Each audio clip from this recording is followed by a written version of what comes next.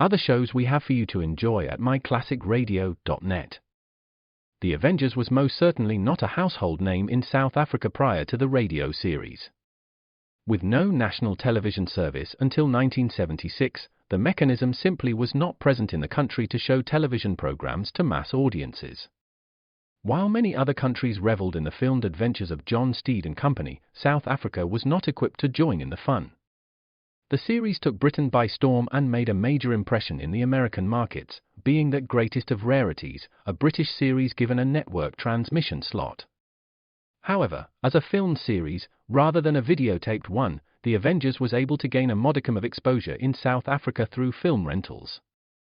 Come and listen at myclassicradio.net.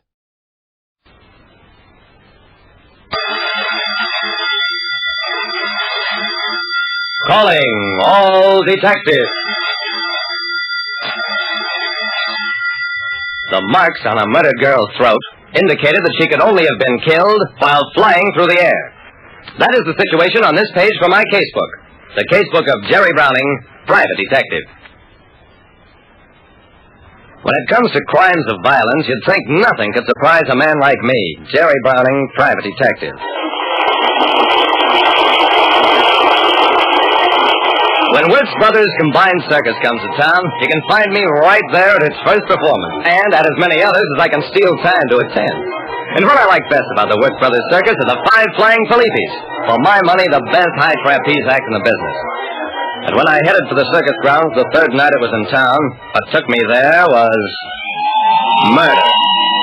Sitting in the police car alongside of me, Lieutenant Dawson of Homicide told me, "I called in on this, Jerry, because you once said you knew Angela Pelletier."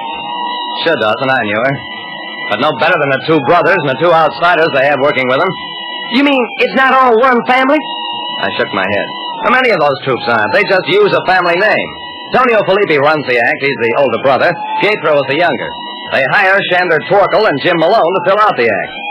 Jim Malone, eh? The only American name in the law. He'll probably turn out to be guilty.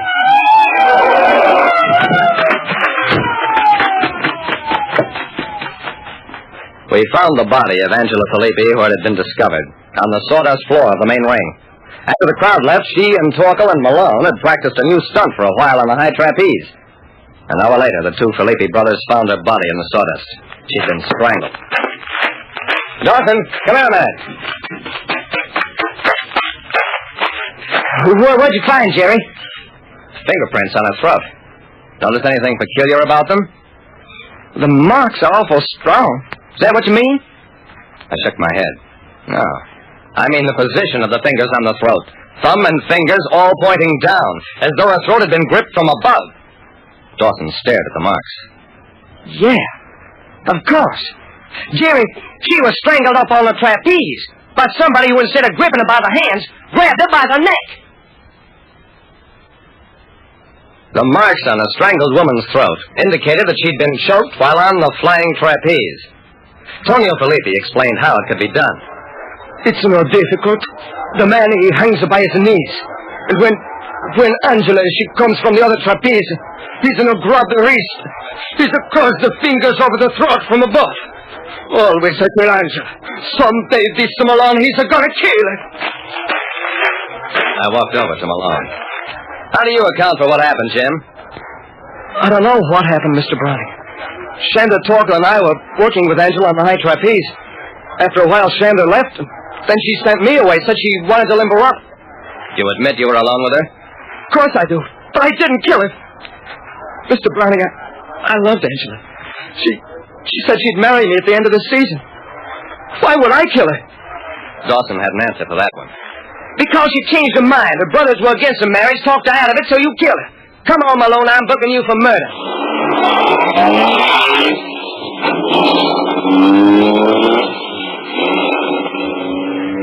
Yeah, they booked him the next morning. But I wasn't satisfied. Look, Dawson, one of the other members of the troupe could have come back after Malone left. One of her brothers, or even this Shander Torkel guy nobody's been paying any attention to. "Yeah? Torkel's married, has a wife and 3 kids in Dayton, Ohio. And the brothers were together every minute of the time. If either one did it, they both did it. And 2 husky guys don't have to strangle a girl on a high trapeze. They can wait and catch her on the ground." That's right, but Malone is husky, too. So why wouldn't he wait until she was on the ground?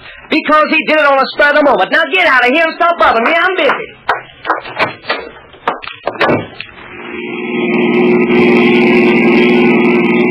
I drove on out to the circus grounds. It was still early, and the crowd hadn't begun to arrive yet, though the sideshows with their freaks were already open to catch stray dimes. Johnny Oldine, a concessionaire I knew slightly, came up to me. I hear they booked Malone for Angela's maid, did right? I nodded. Yeah. But I'm not convinced he did it, Tommy. Oldine shrugged. Wouldn't blame him if he did. She kept that poor guy on a string for years, promising to marry him so he wouldn't leave the act, then flirting with half a dozen other guys and all that. That's fine. You just pushed Malone one step nearer to the chair. Right this way, folks. See the Congress of Freaks. The girl with no head. Aunt Tilda, fattest woman on earth. Mr. Tom Thumb Jr., smaller than his pappy. And Big Bill Bullinger, tallest man on earth, stands 8'7" in his bare feet. I put down my dime, strolled on inside. I watched the sword swallower, looked at the girl with no head, it was done with mirrors, and stopped before Big Bill Bullinger. He wasn't 8 feet tall, even with cowboys' high-heel boots, but he was big, around 7 feet, and unlike most giants, built in proportion. Big Bill will now demonstrate his strength by bending an iron bar into a horseshoe.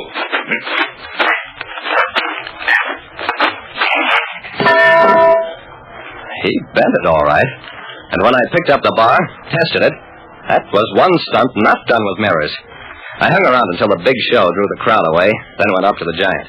Bill, it might be a good idea for you to tell me where you were last night after the show. He laughed. Ain't nobody big enough to make Big Bill tell anything, sonny. I laughed, too. Okay, Bill. But I figure this way. Angela had you on a string, same as Jim Malone and others on the lot. But you aren't accustomed to being dusted off. So, when she got bored with you and told you to run along, you strangle her. You stand mighty high in those boots, and when you strangle a small girl, you reach down to do it, your fingers pointing downward. You're talking, but you can't prove it. Sure I can. Your fingerprints are on her throat. The punch he threw at me would have killed an ox if the ox stood still long enough. Me, I stepped aside, pulled my blackjack. Who am I to trade punches with a guy who claims to be over 8 feet tall? The giant was still out cold when the cops arrived, but when he awoke, it took 6 of them to get him into the wagon. He confessed readily enough. Those fingerprints on Angela's throat convinced him there was no use lying. There were no fingerprints, of course, only bruises. But they didn't tell him that for quite a while, and by then he'd spilled everything, including the fact that he deliberately killed her that way to throw suspicion on Malone.